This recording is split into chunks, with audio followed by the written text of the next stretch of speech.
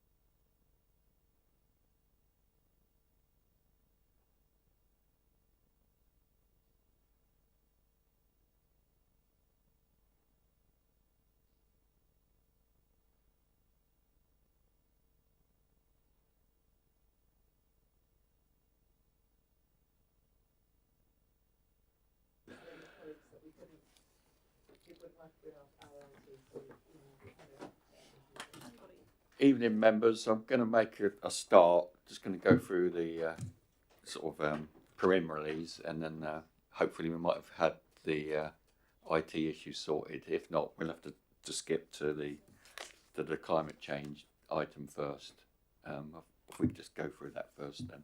Sorry about all that. So, good evening. Welcome to the Environment and Infrastructure Committee. I'm going to read out the fire evacuation processes or procedures for tonight. There are no fire alarms scheduled for this evening. Therefore, if the fire alarm sounds, please evacuate the building immediately. The fire exit is located at the side of this room. Exit through reception and meet in the War Memorial Park. The webcast of the meeting. This meeting is being webcast live on the internet and be available to view on YouTube after the meeting. Microphones. Please can remind members and officers that in order to be heard clearly within the room by those present and those on the webcast, that you must speak directly into the microphone. The microphone stem can be moved close to your mouth as possible. And mobile phones, please switch off or move to silent.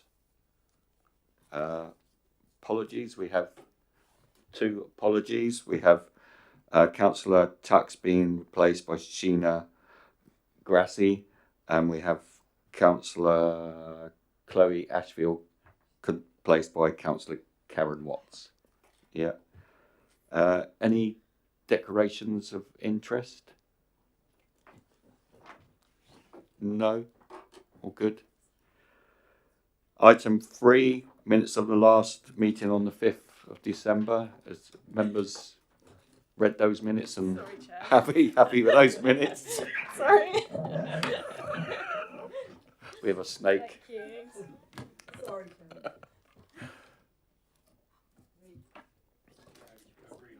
Yeah, we agreed on the minutes then, yep. So good. Do you think we'll be able to run with this item, or should we go to the... Try and get in there. Oh, we'll skip to...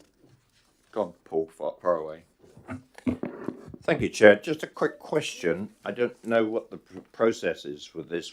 In the minutes, progress on implementing the climate change and equality strategy, this committee made some comments that are included in the bullet points. My question is, will the omissions that were identified in those comments be put back into the report or be noted by the report? Because there's no point in us making an observation on a report if nothing is done.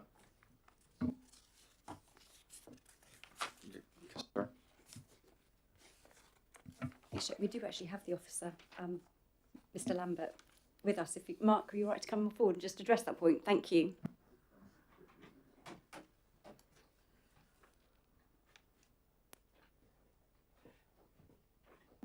Good evening, councillors. Yes, I recall that there were a number of comments made. I'm just looking at them now in the minutes.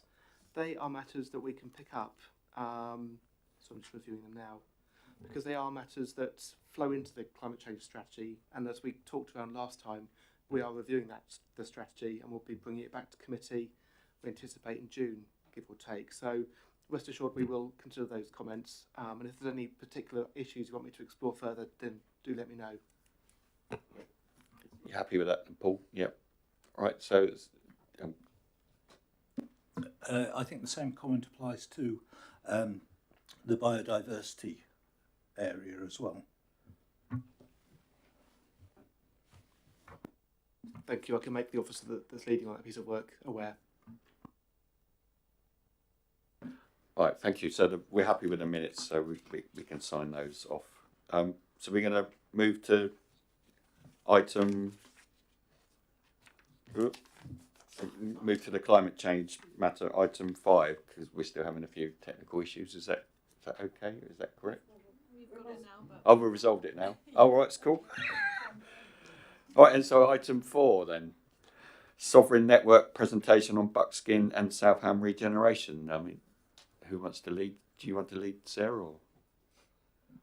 Yeah, Thank you, Chair. Just a welcome to Joe Marshall and Matt Hensby from Sovereign Network Group, who are going to update the committee on the work that they've been undertaking on the regeneration of Buckskin and South Ham, and obviously officers and our portfolio holder for major projects and regeneration is here to answer any queries after Sovereign have given their presentation, Chair.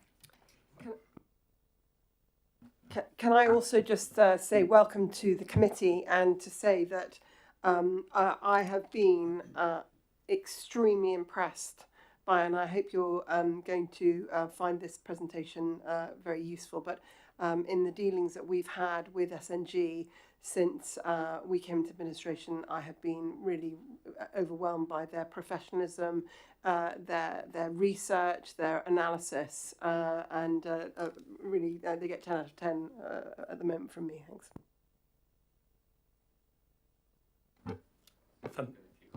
I'm going to kick off. Thank you very much, Councillor Cuba and Sarah, for the very kind introduction.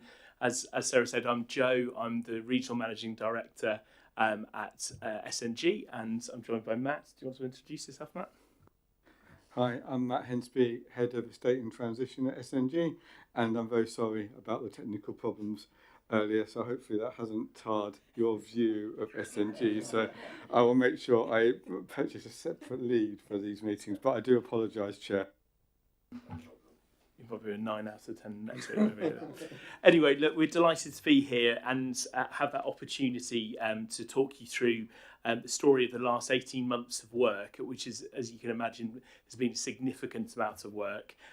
Many of you have been on the journey with us over the past 18 months, but for others, this will be new. So we'll kind of take you through the slow pace, the work that we've been done, but actually the presentation overall it should be relatively condensed. So I'm looking at Ellie now to be the kindly go on to the to be moving the slides on. So as I said, this 18 months of work can be kind of chunked down into a series of 5 key steps. So we started really with the people. As you can imagine, Buckskin and South Ham is defined by the people who live there, and understanding what change is needed in terms of the lived experience and socio-economics of the local area, but the people who live there, and using that information to then turn quickly into action on the ground whilst we undertook detailed technical assessments.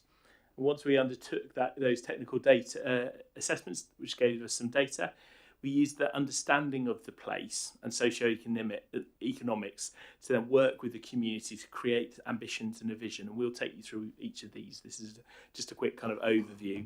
Can I just ask, are you going to let us have the slides afterwards? Because it's a bit far away for me to read it.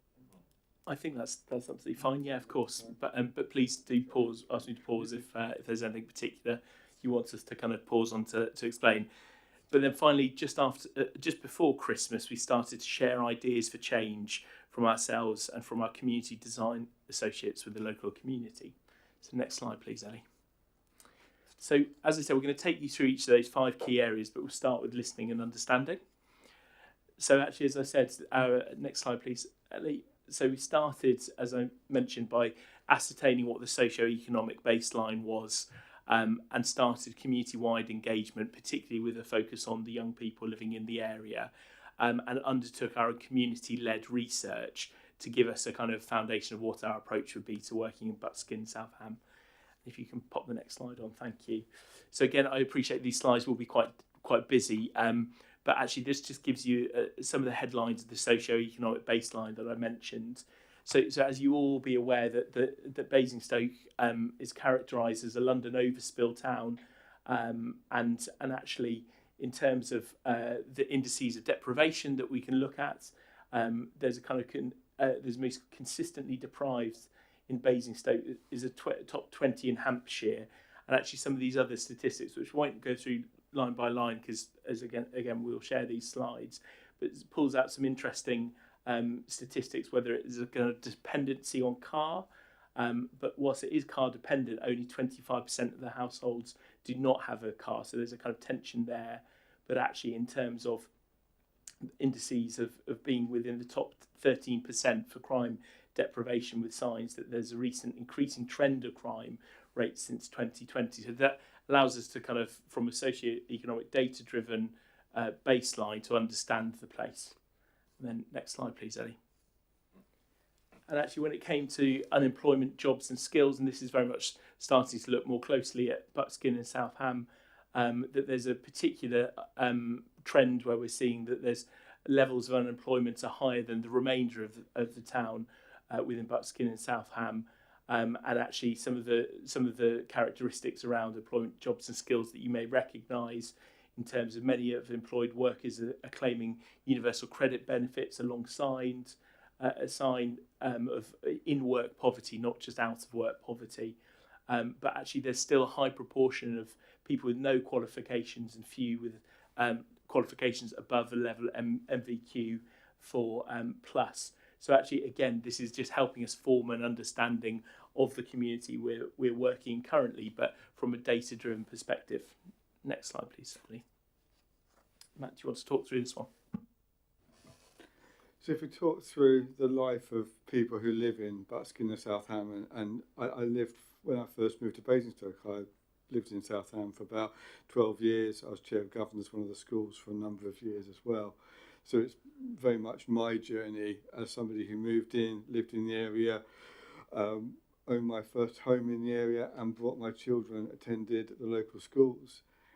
They attend schools and they'll go through those very early years, and there's reasonable provision at early years, and it's been a pleasure to work with Westside and continue their journey.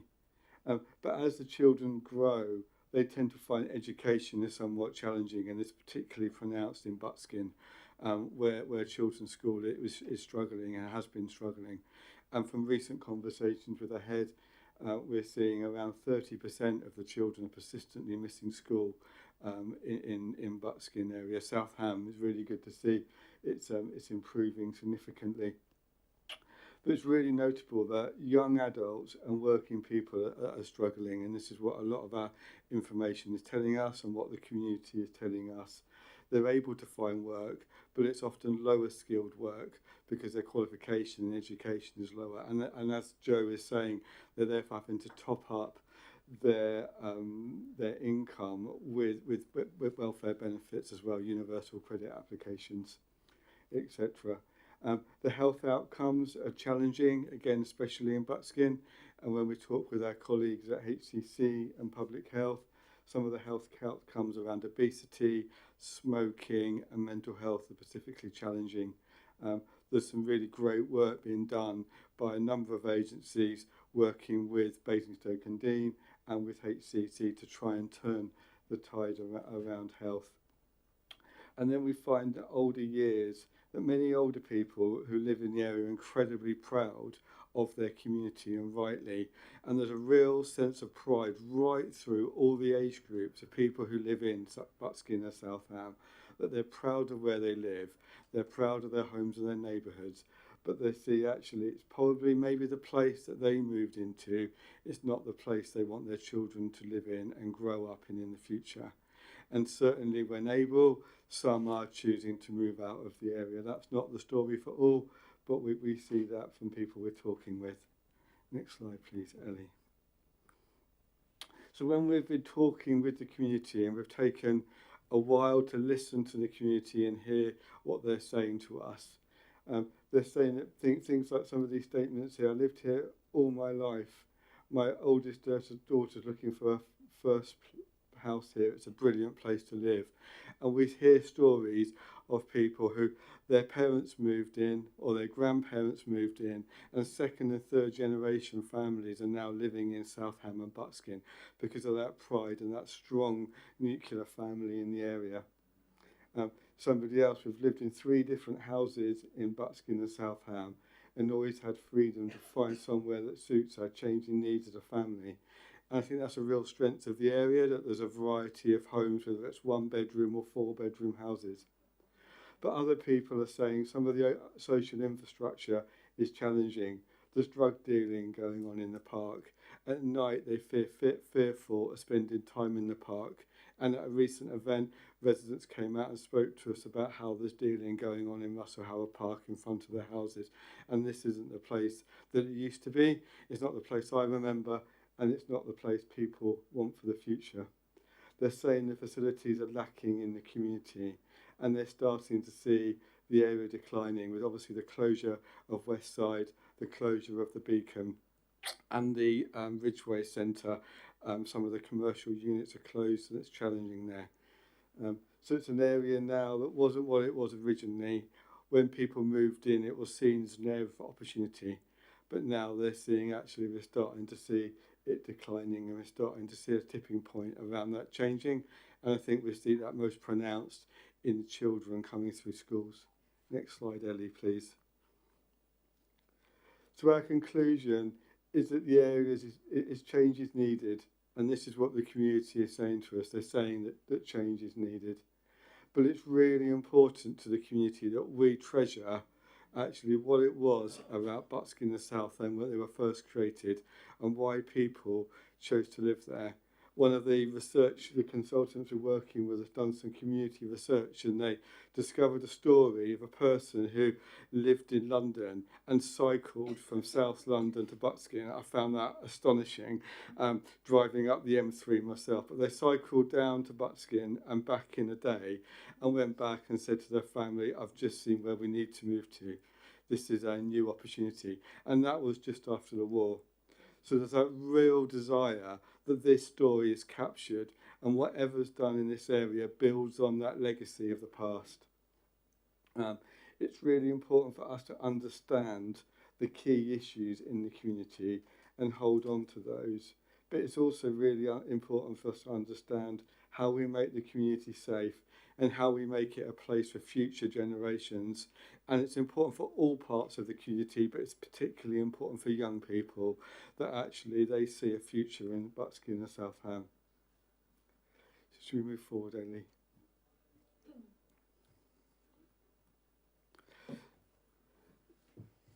So we've been carrying, it's important that we don't just talk about what we might be able to do in the future, and we'll talk more for this presentation around master planning, and this takes time. But it's really important to the community and to us that they start to see change now. For SNG, we own half of the homes in Butskin and South Hams. This is a problem today that is for our residents now. So over this year, we've been working with Basingstoke. We've done work around Burnaby shops. We've done some garden work there, and we've recently done some work to some art projects on the shutters. There was a big community tidy up early last year, and we're planning another tidy up this year as well, particularly around Butskin, but South Ham as well. Internally within SNG, we've been doing work to improve the services that we provide to our residents and have a dedicated improvement plan. As a development team, we've been working with the community. We've worked with community design associates and with a young design academy, working with children from senior schools in the area through holidays to develop design ideas, and we'll continue to do that in the February half term coming up. We've built and established relationships with BCOT because developing employment and skills is really important, and we want to develop the skills now but also for the future. So we know that we'll need to retrofit some of our homes across SNG to meet the needs around climate change, and actually how can we work with BCOT to develop the skills in young people, so actually young people coming out of school can do training and apprenticeships and be qualified to service air source heat pumps and solar panels that will be in Sovereign's home in the future. We've developed some partnerships. So I lead a community safety roundtable, working with Basingstoke and Dean's community safety team and the Hampshire Police to actually look at what we can do now to tackle and improve ASB outcomes in the area. We've also started a public health partnership working with Hampshire, Basingstoke and the NHS to look at how we can improve health outcomes for residents in the area, again, particularly in Butskin. And we're also developing estate improvement programmes across the site. We've recently opened King's Cafe, in King's Road. And if you're ever in South Ham during the week, they're there to provide coffees. I understand Tuesdays and Wednesdays are particularly busy, but it's really great to be able to support West Side. And it's really important for us that we continue to support West Side as they transition into the future. We see them as a really important organisation. We've done a number of newsletters and events into the community. We'll continue to do bi-monthly newsletters. The next one is due out in the next week. And we'll continue activities and events in the community to continue to engage and talk to the community about our plans. Next slide, Ellie. So here's just a shot. Oh, that's you. You were super fast there. So just a few photos of some of the things that we've done. Some of the shutters that we're painted in the garden project. And it's really important that we do more projects across the neighbourhood to see these changes. Next slide, Ellie. So over the coming year, we'll be doing a project around managing and coordinating the estate management. Basingstoke delivers the grounds maintenance to SNG, Hampshire and yourselves, and we want to improve the standards of that service and to coordinate an improvement plan across those 3 agencies. We're looking at how we can reuse the garages that SNG have to actually create some employment spaces in the community. We don't even know if this is possible. How do you get water into our garage blocks is a challenge. But actually, how can we make some of these to be employment spaces in the interim until there's new opportunities? The real aim being, in the long term, any new commercial units, these could be the people that actually move into those units. We've started up an employment focus group to develop skills and training. We discovered back in the 60s there used to be a race around the houses in South Ham, which some of our older ward members recently told us they do remember, actually. And we're looking to see if we can try and rekindle something similar through walking, running and cycle routes through Buckskin and South Ham, but also improve wayfinding and street signs across the area. Working with young adults in the area. And as I say, it's really important for us to capture the heritage of the community. And we're working with Milestones Museum to capture those stories, and we'll be creating a video and a book to capture the stories around the history of the people in the past and talking to people who moved in back when it was London overspill. And we're talking to some of the councillors who were involved right from the start and right from the beginning. So be really interesting to see what they've got to say. And then obviously continuing to work with Westside and developing a long-term funding plan for them. Back to you, Joe, I think. Oh, they're just some photos of some of the 3 or 4 projects, but that was the one with the running race around South Ham. We're desperate to find out which part of South Ham that was, but can't quite recognise it myself yet, which I should do as I live there, but can't quite believe people used to run around South Ham, but we'll see if we can do something similar in the future.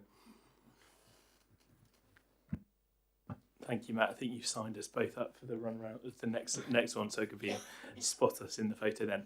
So I just want to bring as Matt has really helpfully given an overview of the work that's been done to date, and hopefully you can see the work we've undertaken to understand the community. I just wanted to start taking you into the more technical side of the work that we have been doing. So in terms of understanding the existing area, this just gives you an idea of the scale. I mean, you all know Buckskin and South Ham, I'm sure, but to walk from one end to the other, you're talking about a 25-minute walk, and the scale. What we thought of almost to give you an idea of how big it is. The kind of photographic cutout in the middle is the same size as the Winklebury regeneration that again you'll be aware of. So you're talking, this is massive, this is huge. This isn't small scale intervention. This is a series of different places rather than a single place that needs work for us to evolve, thinking about how we can improve the place. And likewise, a similar sort of way to just demonstrate the scale and size that we're talking about. The kind of cutout there or insert within the cutout of Buckskin and South Ham is the size of Basingstoke town centre. So again, you probably get the picture, but overall, it says 20% of the population of the town are living in this large area. Please. I think this slide here is a little bit busy, but you get to get the picture that obviously the town centre's in the top right hand corner of the slides, but actually, especially with Manydown being brought forward, this community will actually become part of the town centre, not an edge of town series of communities, and actually there's a lot of existing social and infrastructure already within the local area, and this is actually giving us the opportunity of thinking, how does this link up to the town centre from many down and not just become an edge of town centre? And this is all the type of thinking which is helping us start to evolve what could be plans for the future.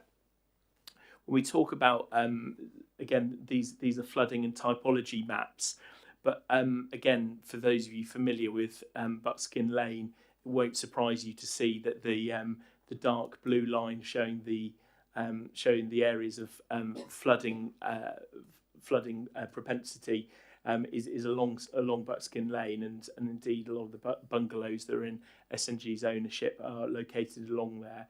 But you can just see in terms of the one in the left-hand corner, just the typology. It looks nice and flat when you see those maps, but actually this is a really tricky place in terms of levels when it comes to thinking about how future plans could come forward.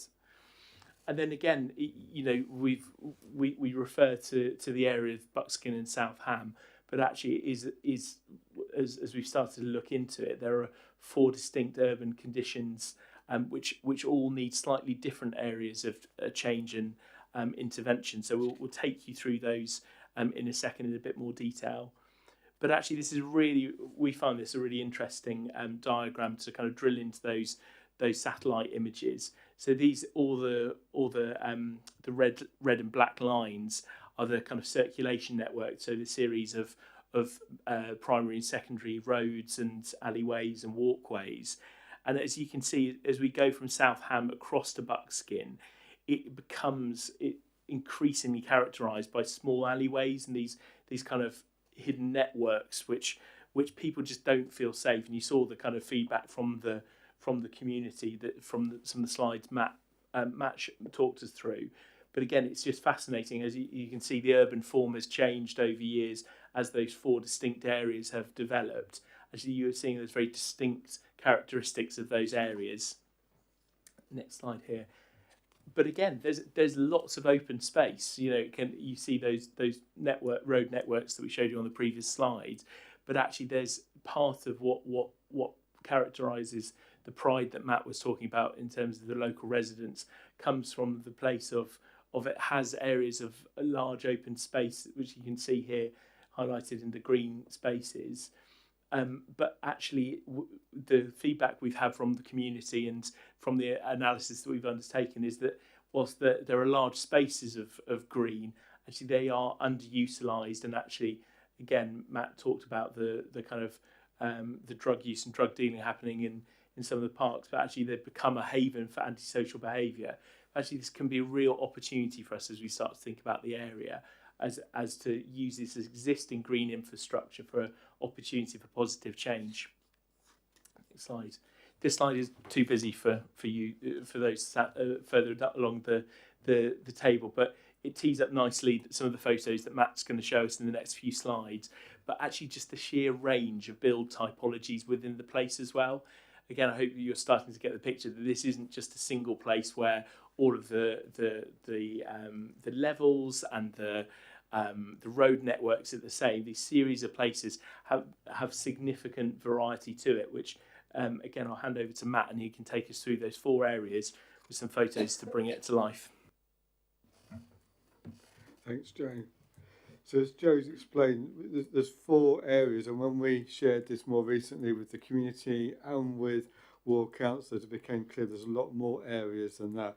Buckskin, there's still a live conversation around Buckskin 1 and Buckskin 2, which was really interesting to hear from residents that live there. But if we go back over to South Ham was the first part of the estates that was built, some of which were the 1930s, but some of the homes there were built as prefabs just after the war, and a non-traditional construction, which you see in the photos on the left. These homes are still existing, these residents are still living there, and they're really proud to do so. They're really popular homes because they're large bedroom sizes, large room sizes on large plots, but they're incredibly challenging to keep warm, to maintain, and for Sovereign, They're very, very difficult to keep to a high level of maintenance standard. And as we have to move forward to bring all our homes up to EPCC, it becomes more challenging to do so.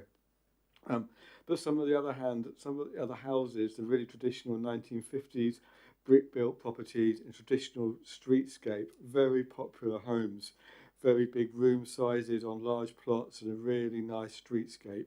And so the types of interventions we can look at might vary here. And then we have the Kings Road shops, which up until recently have been doing really well, but with the closure of the butcher's shops and a number of other shops, it's starting to decline. And the Beacon is obviously closed recently. We move on to the next slide, Ellie. We move into the South Ham Road area, the area I used to live in when I first moved to Basingstoke. And here we have a mixture of homes, some again traditional 1950 semis, very popular in some streets. Some of the 1950s along Western Way, again, popular homes with a good sized bedrooms. I think both of those we need to do some work with the ivy removal ourselves.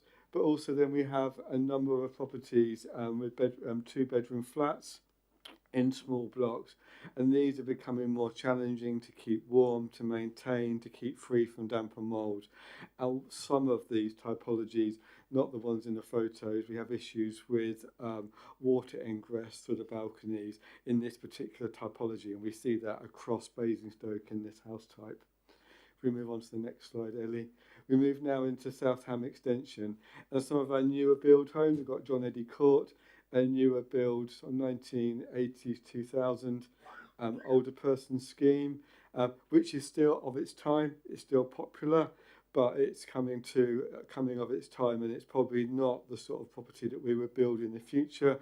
And certainly, if we want to compete with the likes of McCarthy and Stone in the quality of our homes, maybe not in their service charges, I didn't say that, but then that would be. That would be not what we would be looking to build and develop and what we want for our older residents in the future. South Ham Extension, again, popular family homes because of the bedroom sizes and the room sizes, but the Radburn layout becomes really challenging, becomes very challenging around antisocial behaviour, around community cohesion, the communities working together. They weren't built for the way that the car is used nowadays, with the garage courts at the back and you enter the home through the rear of your property. And then finally we come to Butskin. Across the road, no clear connection between South Ham and Butskin. There's not a vehicular route through. You have to drive out and in and round and through. And even to walk through or to cycle through is very challenging through the areas. And we see a different type of property here, but similar issues around challenging around maintenance, challenging to keep warm and dry, to bring them up to the future home standards. And then the bungalows in Butskin's got additional challenges because of the being built in that valley that Joe talked about earlier. So SNG continuing to work and will continue to work to maintain our homes and to keep them into the standard that we would expect to, but that becomes more and more challenging as the homes become older. If we move to the next slide, Ellie. So what we've been able to do is start to look at the quality of our housing stock and how easy it is to maintain them, and we're able to start mapping where the more challenging homes are, the lower quality stock and the low areas of maintenance. And there are the higher quality stock. And we start to look at them in parcels and the areas and break that down by the different typologies, the different age of the homes and the type of property that's there. This isn't about the customers that live in a home, this is purely about the physical home at the moment. So then following the work that we've done around our social economic strategy, and then following the work we've done to understand the community and understand the homes and the neighbourhood, we've then gone back out to the community to try and craft our ambition and our vision for the future in the area. It'd be really easy for us just to come. It probably wouldn't be easy, but it'd be a lot easier just to come out and say, here's our plan for the future.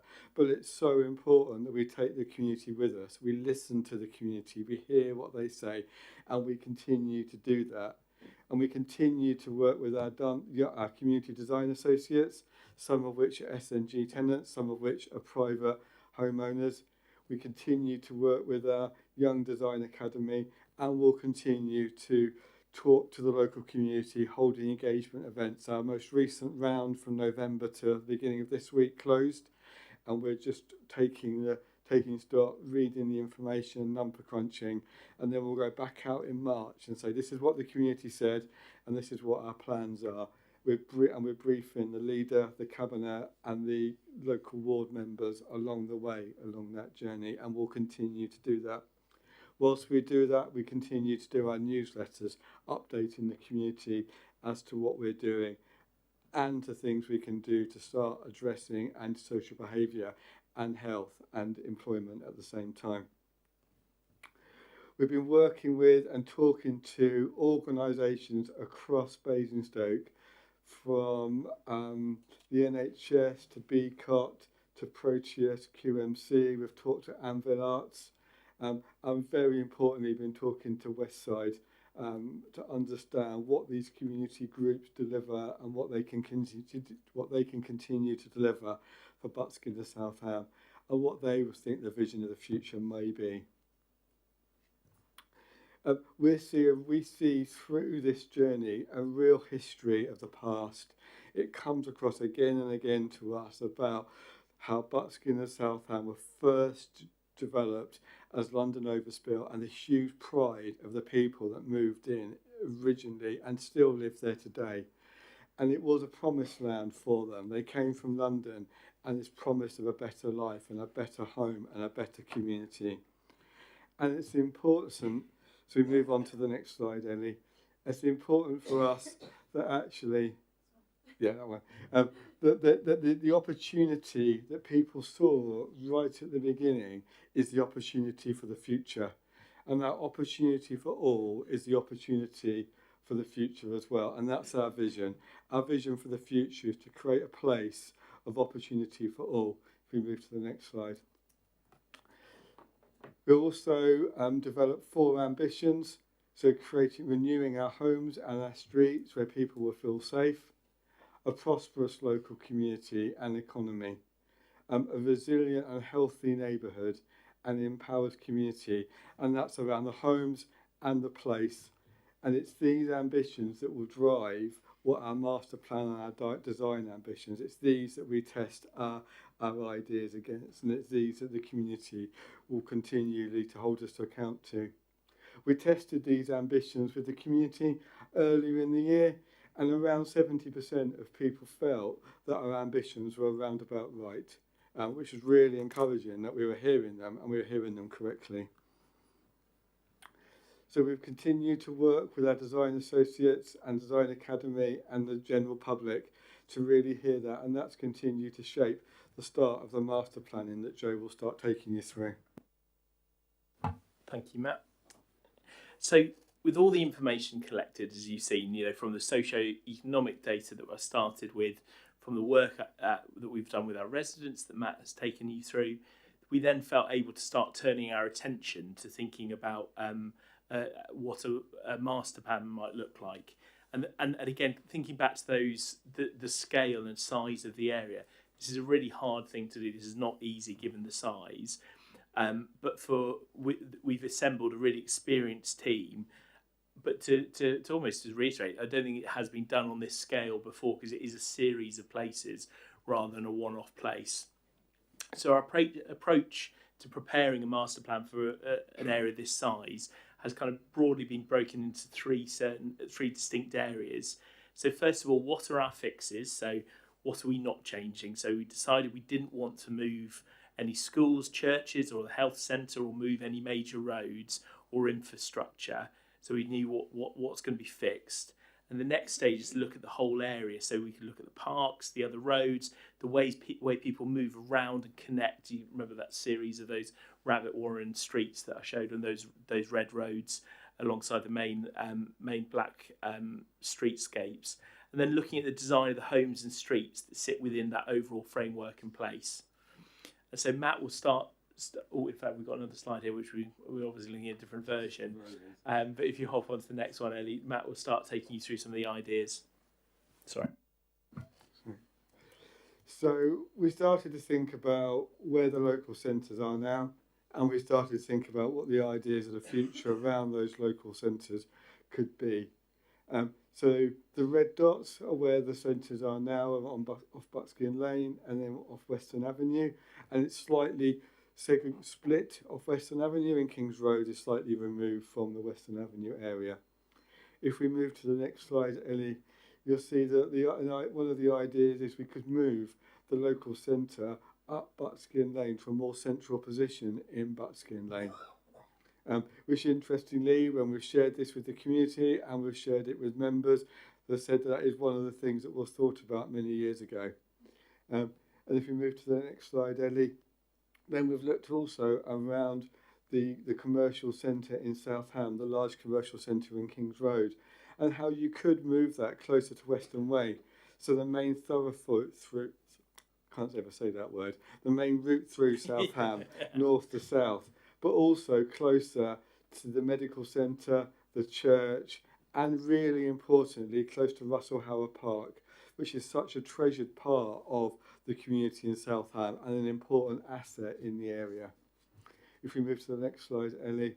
So we've then started to look at the open spaces, and the two main open spaces that exist now is obviously Russell Howard Park and Stratton Park, and it's really important that these parks developed, and we looked at the opportunities around these and around how we can bring the green space that Joe talked about earlier, which you saw on an earlier slide, large amount of green space in Buckskin and Southam, yet so much of it is dotted around the community and unusable.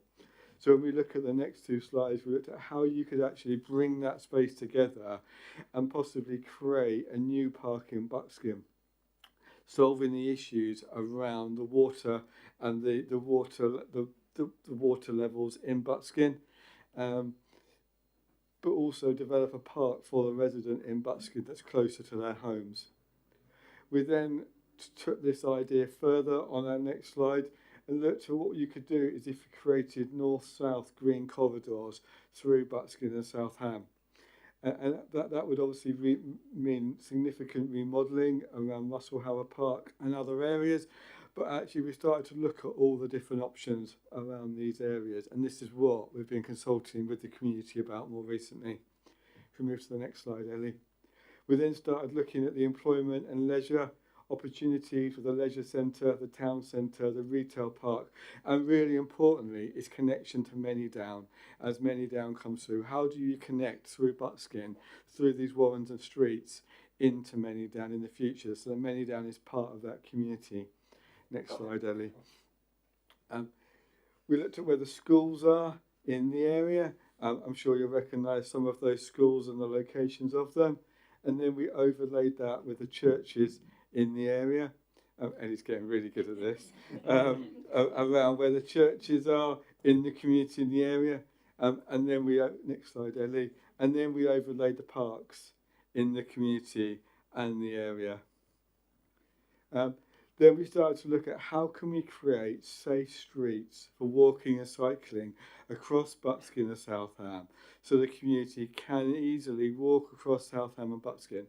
At the moment, there is a bridge that crosses between Southam and the town centre, but to get onto that bridge, you have to go down the back of people's houses, through really tall trees, and it's really dark in the winter. It's just an example of how the layout doesn't really work to promote walking and cycling into town, which is something we really want to see. So how can we create routes through the community that really enhance that connectivity through the estates and back out into the countryside and Manydown, so that people that live in Southam and Buckskin can easily access the beautiful countryside that's on their doorstep.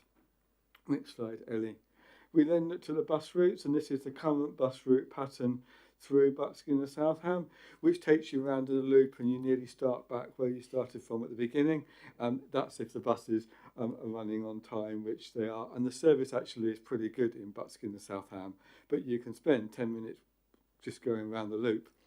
So we then started to look at what some of the ideas could be around the buses, and how can we, next slide, and how could we could you make a route that ran right through Buckskin and South Ham that actually connected through those areas, dealing with the topology that Joe showed earlier on his slide. It's quite challenging to do that, but these are the ideas we've been looking through. And then next slide, we started to look at how you could have a revised layout of the routes that exist now, but also meaning that every resident is within 5 minutes walk of a bus stop. So you're easily able to walk to that bus stop. And somebody who's maybe struggles with mobility, that actually that walk is not too difficult for them. Next slide. There you go. Oh, next one. Please. That was a slide. Oh, sorry, it was an old set we sent you. Fantastic. So, we'll get good at this.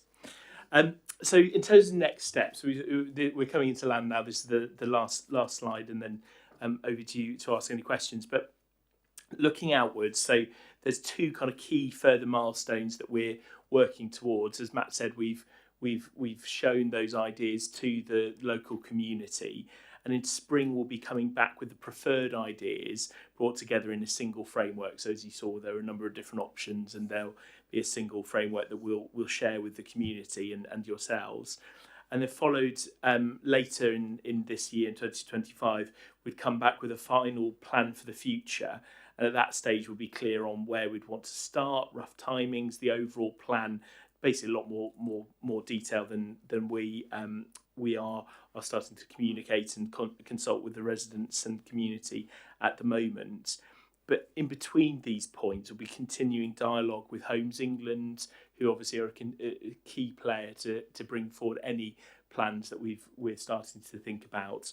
Our partners obviously here at Basingstoke and Dean Borough Council and at Hampshire County Council as well, to make sure that we've got the necessary support from all of those kind of really key stakeholders. This is, Matt mentioned right at the beginning when you saw those, plans of SNG housing. Actually, we only own and manage 49% of those homes.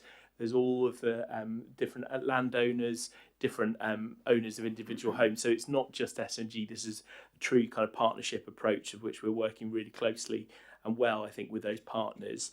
So I guess really to end saying, we can and will make significant improvements in the local community.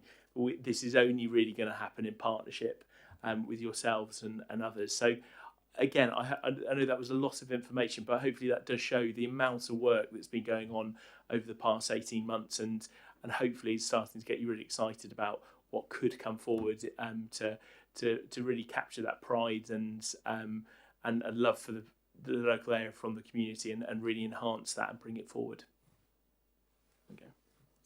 Lovely. Thank you very much, Joe and Matt. That was a great presentation. Thank you very much. Being a Southampton Council, just worked out for 18 years actually. So there's been a number of challenges over the last few years. You can see sort of how housing stock has got tired over those particular years, how antisocial behaviour comes and goes, especially around Russell Howard Park. The police move in and then they disperse to another area and then the police go away and then they come back again. So that's just a never ever going circle that happens, and because as you said, the design of the area isn't particularly good, so there's all those nooks and crannies where they do all their sort of dealing down, and end of the day it's on people's doorsteps and they feel very intimidated. And so I look forward to your plans going forward. We've got to look positive for Southam. It's some great people live there and there's a lot of pride that go into the community, so thank you very much. So I'll open it up to members, if members want to speak or ask questions first. Thanks very much, and I'll echo the chairman's comments. That's excellent presentation. Please don't put white lettering on pastel colours. You can't read it. It's fine on a computer screen, but for display, I think a few of us were. You have a bit of a problem reading it. It's to do with HMI, but you talked quite a bit about challenges. I recognise what you're trying to achieve, and absolutely go along with all of it. Now, the biggest challenge I think you might have, and you say you're working with partners, how do you deal with all the individual personal households that are there that have got the freehold of their properties and the absentee landlords that have done their private letting? Because that to me is a complex pattern, is like a matrix that you're going to have to deal with, and a lot of individuals as opposed to another partnership of housing association and everything else. That to me, I think, is probably your biggest challenge, because if you want to strip out, say, 20 houses, you might have 40% of them, but the rest of them are privately owned. How are you going to be addressing that, please? Yeah, absolutely right. It's without doubt the biggest challenge, and it's why it's so important to us. We listen to and work with the community, and we work with the community to develop plans that the community support and are part of. But obviously, along that journey, we'll be working with people around developing and changing ownership. The areas that we would start will be areas where S&G have got significant ownership levels, and there are areas where we own 90 to even 100% of the homes in the neighbourhood, where there's more opportunities than what we could do. But in these scenarios, we will be working with the community, we'll be working with residents around any opportunities to purchase assets, if that is something what was to happen in the future. And we're a long way from anything like that happening. That the minute there's no plans that are agreed, we're a long way from getting to a point, but the aim would be that we would work very closely with the community around those opportunities, and then hopefully we'll be able to change and increase the SNG ownership in the areas where we wanted to do something first. Sarah, you want to come in? Thank you, Chair. I think just on that, and I don't think you've actually talked overall time frame, but I think it's just pertinent to highlight, this is longer term regeneration here. This is longer term master planning. You're looking at sort of a 25, 30-year horizon here. So, and I think that is just helpful to put that into context. Sorry, I don't think we just kind of quite made that point. Sorry, Matt. No, thank you, Sarah. Absolutely. It's a very long programme, and nothing will happen in the short term at all. Sorry, Matthew, but you have been buying stock up in Southam and Buckskin. Maybe you can just sort of relay that to the committee. We've had a small programme of purchasing some properties in Buckskin and Southam, and with those properties we are in the process of working with officers in the council around reletting those properties. But that programme was quite small, but we have been purchasing homes in the area. Thank you, Matthew. Jo? Thank you. Very impressive. And obviously the community engagement thing is obviously very important. I was going to ask the question about timeframes, because obviously it is something now that you've identified it's in the future. I was thinking, well, how quickly are we going to move, especially with government reorganisation on the cards, which is probably going to throw another spanner in the works. But maybe you'll only be talking to this council or whatever it becomes, so it might be a bit easier. Obviously, you haven't mentioned what types of property you're expecting to build. I think from what you've said, there's obviously I know people who moved from London into the Overspill, and they've always agreed with you about the fantastic difference it made. They moved from slums in centre of London to places like gardens, and they had their own bedroom, and it was fantastic. And they've moved on, they've got their own properties and things now, but they still appreciate it, even if they don't live in that particular area anymore. They've moved on. So I'm assuming that you'll be looking at trying to replicate the types of properties that you've already got. However, as you know, our housing needs are for people who want one-bedroom properties mainly, and some two-bedroom properties, and whether or not that's something that you're going to have to put into the mix. I was quite interested in your comment about the bungalows. We have got a great deal of shortage of bungalows in the whole of the borough. People aren't building them. I'm not necessarily, I better be careful what I say, there's the public. We've got a new McCarthy and Stone development in Tadley, and it's not exactly very affordable for people to downsize into because a flat costs more than a house costs. So presumably the quality in a bungalow is going to be quite expensive because they take a lot of land up. So presumably all these things have to go in the mix. I'm sorry, I've asked a number of questions there, but I thought I'd get them all of in one go. If I just pick up the point about mix, and I'll let Joe answer the point in there. So with the future housing mix, we'll be working with Basingstoke and Dean around what the future housing mix will be to support in meeting the need of the housing waiting list. And we're well aware of the need for 1 and 2 bedroom properties, especially 1 bedroom properties. And there are actually quite a large number of 1 bedroom properties in Buckskin and Southam, 1 and 2 bedroom flats mainly, but there. So we will be working around that. We'll also be making sure in the homes that we provide homes so that people can move from parts of Southam and Buckskin straight into a new home that meets their need as well. So we're really alive to that and working very, very closely with the team in Basingstoke and Dean about those needs.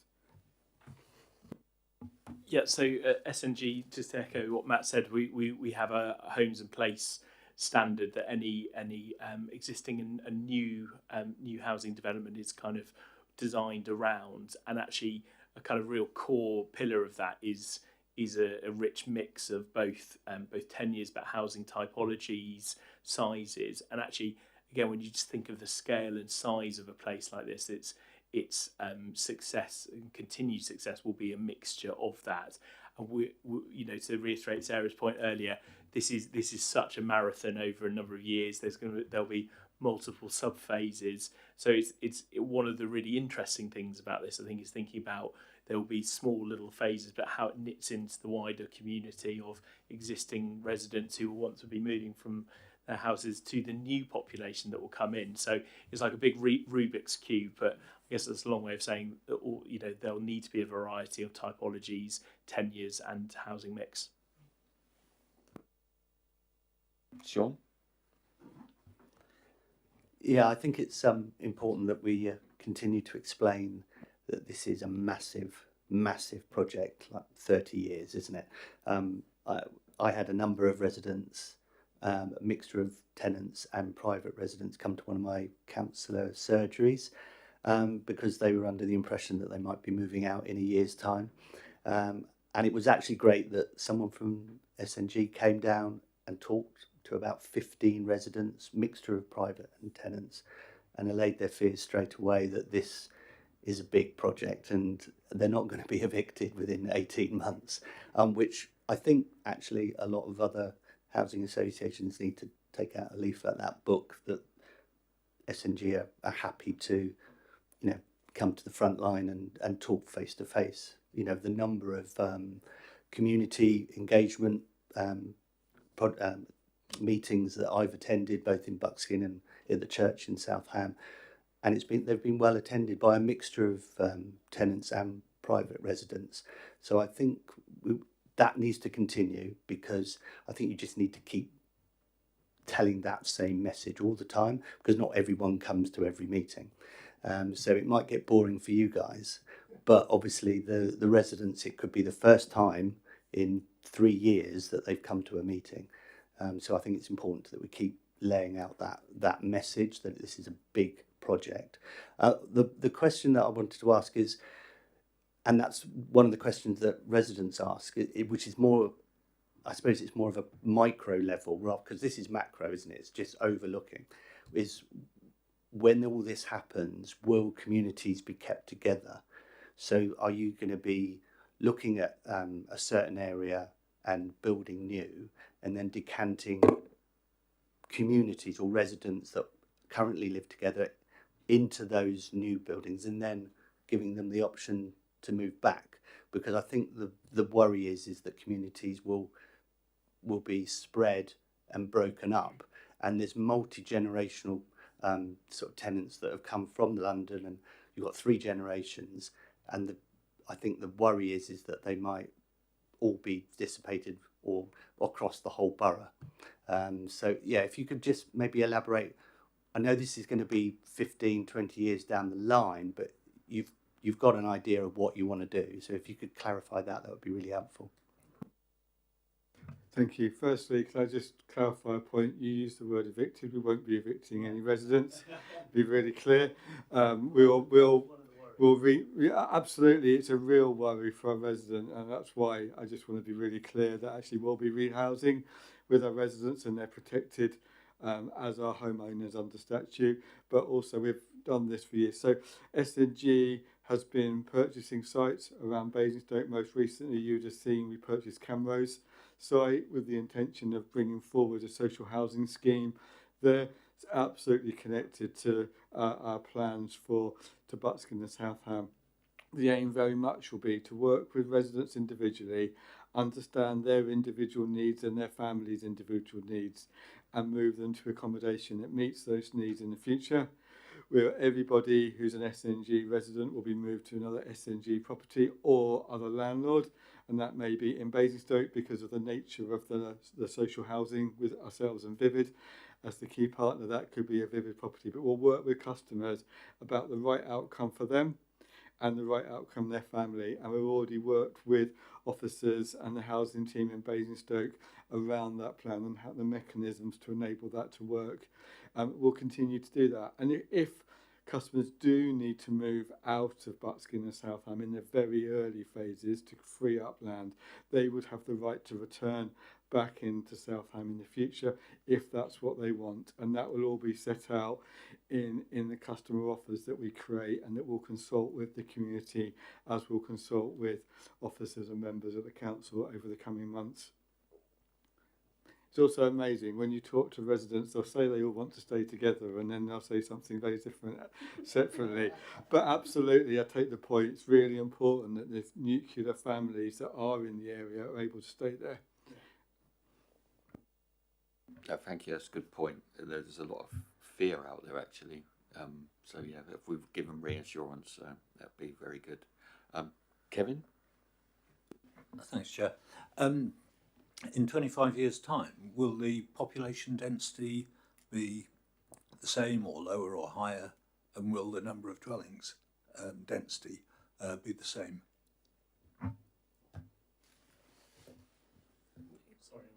Oh.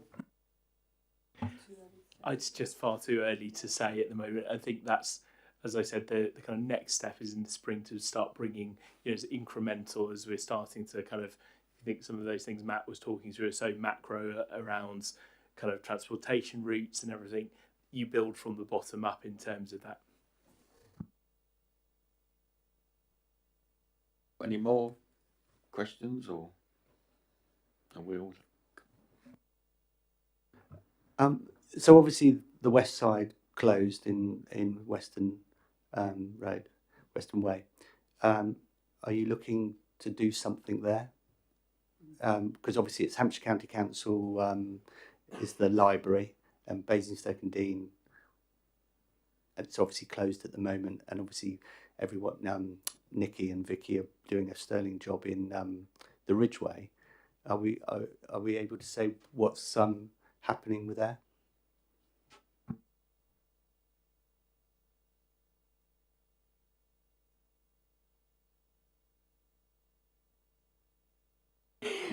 Thank you, Chair. And I've also got officers, my regeneration manager Grant Thornton and Sarah Good, who's our major projects and development lead as well. So I'm sure they'll chip in. But you're right. Obviously half of the building is owned by Hampshire County Council, the library. We had to close it because of health and safety issues, because of the RAC, the reinforced autoclaved aerated concrete issue. It was unsafe, therefore it had to close. Officers, the regeneration team and community officers have been working very closely with Westside Community Association to look at how we can support them in their interim period, so that they can continue to operate services within the area and sort of still viably remain as a community association. We're still undertaking the detailed surveys on the building with Hampshire County Council, particularly around asbestos, to get a much better idea of that and the costings and the amount of work there and look at what is the most cost-effective way forward for that building.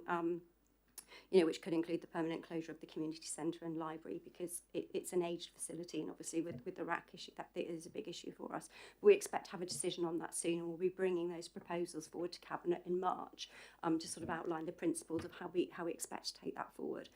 But I suppose it's just to reiterate, you know, how vital we do recognise how vital those services that are provided by West Community Association are for the residents.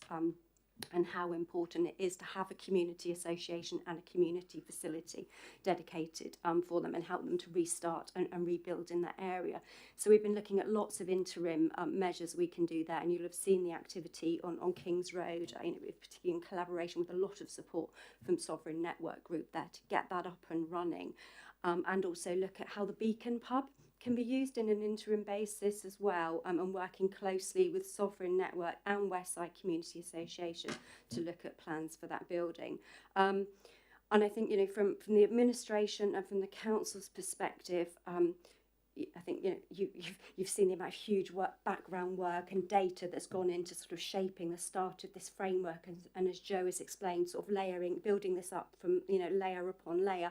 From our perspective, it's impressing how fundamentally important and what a priority it is to get those longer term community facilities back in operational, and kind of have that as one of the priority phases, but appreciate, you know, that more details come through on the later on in this year, because we're still working through that, but I think both organisations recognise the prioritisation and the importance of that.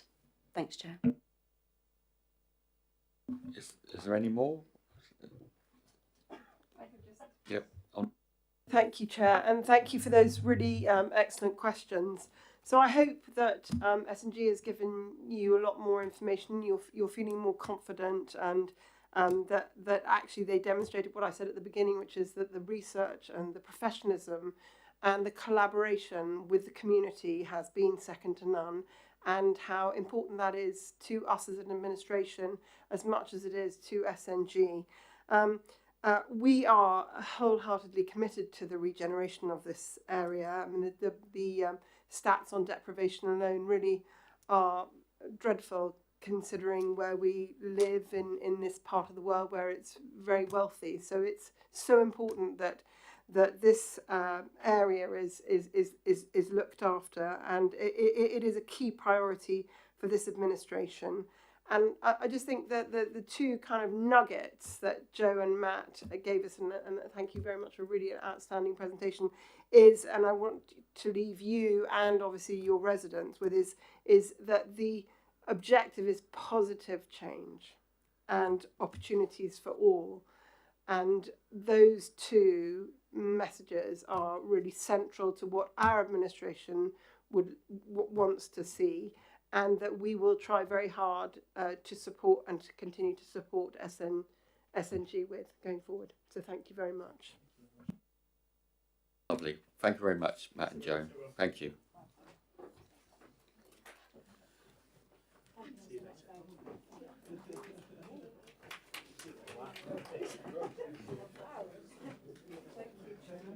Thank you.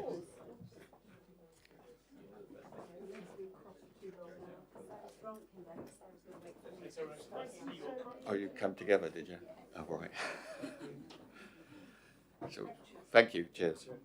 So now move on to item 5, Climate Change Task and Finish Group. It's an update. I mean, so Mark, you're the lead officer on this, and Joe's chair of the committee. You've got too many options.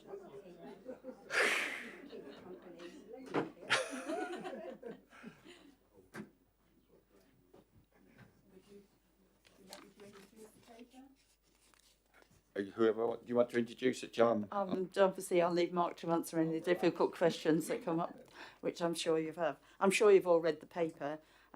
We had our first meeting of the Task and Finish Group, which was set up from this committee in December, so we've been moving fairly quickly. And our meeting in January identified 3 specific areas that we are going to concentrate on dealing with. So our first meeting is next week. We've got another one a couple of weeks later, and then one in March. And we've actually got the subject matters for each of those areas. And it's interesting that we've got SNG here today, because the first one is going to be on building, and they've been invited to talk to us about making sustainable properties of all their properties, not just obviously with the regeneration, but obviously that might be part of the discussion, because it'd be quite interesting to see that they're talking about building houses to the best standards. So that'll be interesting. Okay, we're talking about 30 years, which is past our climate change administration's targets, of course. I think some of you today might have actually seen there's news that the temperature in the world has gone up. It might not have gone up in Britain over the winter, but it has gone up hugely, and people are now concerned that in fact climate change is escalating. So maybe we need to accelerate our views as well. But so our first one is on building, and we've got somebody from a company called Zero who's got some expertise in this area. We've got BCOT coming to talk about skills, which they referred to dealing with it. And we've got somebody from Vivid and somebody from SNG to look at buildings in general. So I think that'll be quite an interesting one. And then we followed on with one from transport. And again, we've asked somebody from the buses company, although I hadn't heard that we've got the ones that we've asked for, but we'll try and get a replacement. We've got Hampshire County Council coming to speak to us because of obviously the LC whip and everything else that they've got in place. We'll see what they've got to offer. Obviously, we've got somebody from our own borough council to come and talk about what we're doing, and we'll see whether we've got some additional people to come along there and see what's going on. And then the final one will be more generic, if you like, for the smaller aspects of delivery into the climate change programme. We got people coming to talk about waste, and a couple of days ago we had Ash came to talk to us about the waste, food waste. So again, we asked him some questions that he's probably going to come and talk to at that meeting as well. And obviously we have got the people who run the grid, which is going to be a major impact on what we can do, because obviously without grid improvements, and people can't join any renewables that we do deliver, they can't necessarily get joined into the grid. So that's going to be quite interesting. We've got somebody from the NFU to talk about how agriculture can play a part. And we've got somebody from Green and Basingstoke to talk about life in general, about things. So that's our programme, which we will then produce a report to the meeting in April. Just a question, in the programme it says it's the 3rd of April. On the paper it says it's the 4th of April. I didn't get a chance to check which one was correct, but it's not on the agenda, but presumably it will be after the end of this meeting. It is the 3rd and not the 4th. Okay, we missed that when we reviewed them. Yeah, well, I didn't check the date, so apologies. So that's where we are, and obviously we've set the programme up in line with what the Task and Finish group did. So if there's any questions, I'm happy to answer. Mark and so forth. Thank you, Chair. On the agenda was also to look at the terms of reference of the group, and I've certainly got some questions on the terms of reference. Don't know if Joe wanted to go through the terms of reference. Questions? Yeah. Yeah. Could I just start with the terms of reference? Because the terms of reference actually translate into what the Task and Finish group is going to do.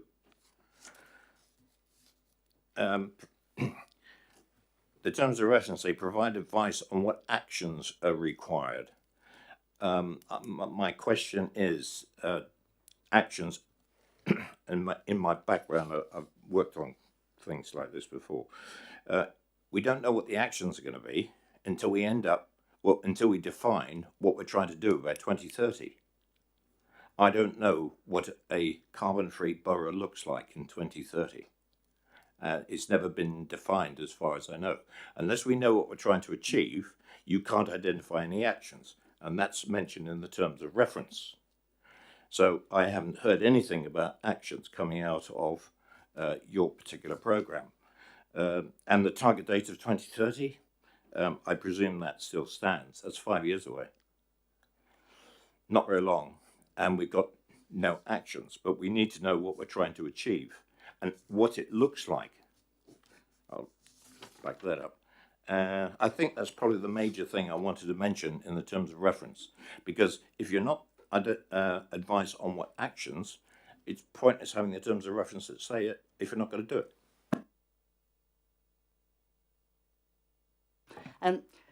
Well, obviously the climate change strategy, which we discussed last time, and the actions of where we are, there's a list of things that we need to do.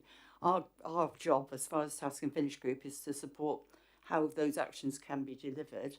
And there is a separate discussion going on with stakeholders about whether we can achieve them and what it actually will deliver. And there's been some work done with the Carbon Trust, which I'll get Mark to talk more about, which is actually going to show us what it could be like and whether or not we're going to achieve it by that time, which has been quite interesting. I'm a member of that with an outside body and not within the council, but obviously the Task and Finish Group will do that. But I'll leave Mark to answer more on that.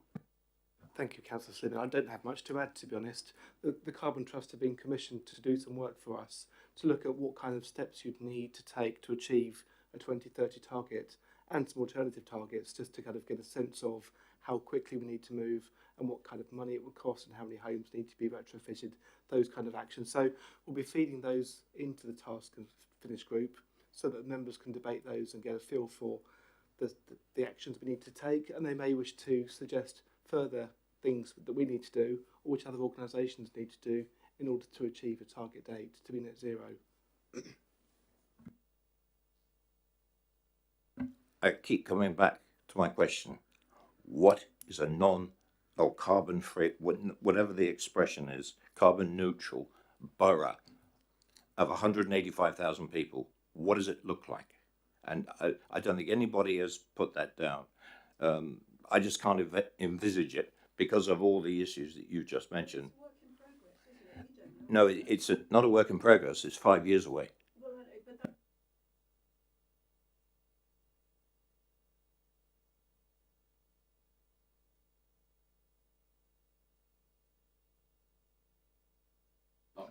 I think we recognise the scale of the challenge with 2030, say 5 years away, and I think this piece of work will allow us to understand what we need to do to achieve that, and it may be that through that conversation that we need to think again around whether 2030 is the correct target. We'll be looking at what other authorities are doing, and this Carbon Trust work that I mentioned and Councillor Slimming referred to is going to be a key chunk of the evidence effectively behind that. I know you're familiar with Martin Heath. He's given some good presentations on this sort of thing before, and I'm not sure if we've engaged him to come along to the meeting. Yeah, I thought so. He'll be able to give us a really detailed breakdown of exactly where our emissions are and what we would need to do to get to a carbon neutral borough by 2030. So maybe separately, since you're not on the Task and Finish Group, you could engage him if you're really curious. But the details do exist out there somewhere in the world. We just don't have them to hand. So, but there is lots that we can do to get to carbon neutrality in 5 years, and hopefully, as a Task and Finish Group, we'll be able to actually get them on paper to have it in front of your eyes by April. So, My colleague is on the group, and I'll be in close contact with him. Thank you. Is there any more? No? All right. Thank you very much for that presentation. Lovely. Now we move on to item 6, review of the work programme. So we have one meeting on the 3rd of April. So the only item we're going to have is the Task and Finish climate change meeting. But we need to look at the forward plan to see what the Cabinet is bringing forward. So we still have opportunities to bring other items forward to that particular meeting. And we're also open to your suggestions as well for future work programmes. Michael? well, now that we're not having any elections this year, has that saved us some carbon, do you think? Hot air and paper, maybe, yeah. We have the local plan process going on, but that's going to be Reg 18. It's going to be later in the year, so that's going to be probably the autumn time where we'll have consultation for this committee. But we need to really think about what we want to scrutinise coming from the cabinet in the next few months. So, Kevin? As quite understandably, the biodiversity element of climate change has been taken out of the scope, and I agree with that entirely because it's big enough on its own, the climate change task and finish group. But I do wonder, with all of the changes with biodiversity and the fairly recent announcement of the strategy, whether we shouldn't have another task and finish group specifically focused at biodiversity. We've had 12 months of the new BNG planning directions, which, with the best will in the world, are described as a big experiment, where lots of research has been showing that it's failing in a number of different ways. And I think that it's probably appropriate for this committee, if it's got the bandwidth, to establish a task and finish group specifically for biodiversity. I don't know what other people think. Yeah, I think it's a good idea. I think we finish this one first, the climate change one, and then once that's completed and the third, obviously those members who are experienced in those backgrounds, I'm sure they'll be interested in diversity strategies going forward. Right. I don't know what the committee thinks. Yeah, I quite agree with that comment, especially biodiversity net gain.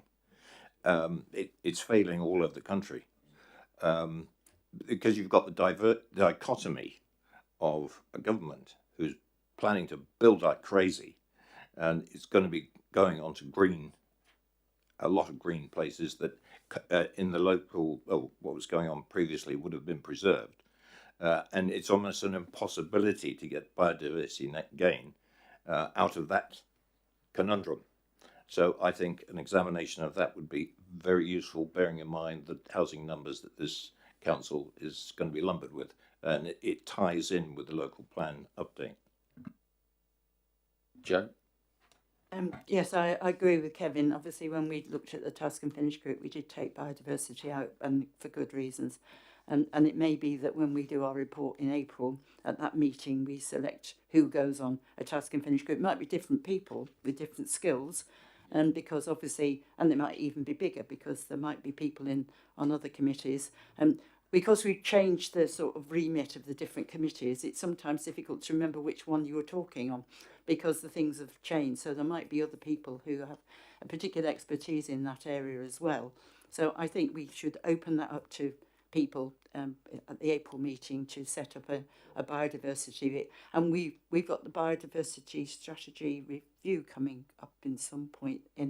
Is that come to this committee? I'm now lost whether it's here. Yeah, but it's fine. No, I'm expecting that's the case. But again, it could be that they could feed in to the meeting when we're going to revisit that, which must be sometime later in the year, I think, in autumn. So that would tie in quite well.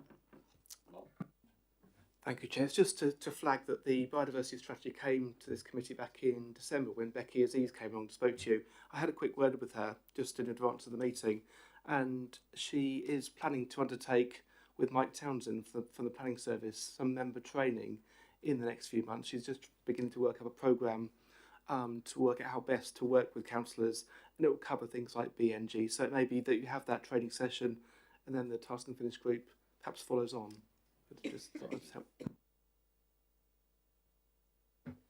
I actually think the priority should be higher than that rather than wait until April, but there's good sense in it following on from the task and finish group finishing on climate change, because it's expected there will be quite a lot of changes in legislation on BNG and BMP coming through by the end of March, beginning of April. So it'd be a good time to do that. Yep, lovely.